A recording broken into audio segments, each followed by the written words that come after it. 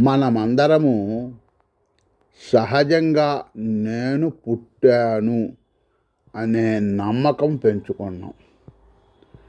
నేను అనే పదార్థానికి నేను అనే శరీర నమ్మకం కలిగి ఉన్న కారణం ఏమిటంటే, ఉన్న బంగారాన్నే వస్తువుగా చూసి పెట్టుకుందామనే ఆశ కలిగింది.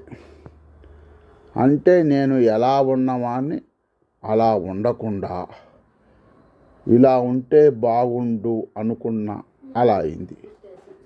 ఇన్ని నామరూపాలు పుట్టకముందు పరబ్రహ్మంగానే ఉన్నది. అంటే ఫ్రిడ్జ్లో నీరు పెట్టకముందు నీరుగానే ఉన్నది.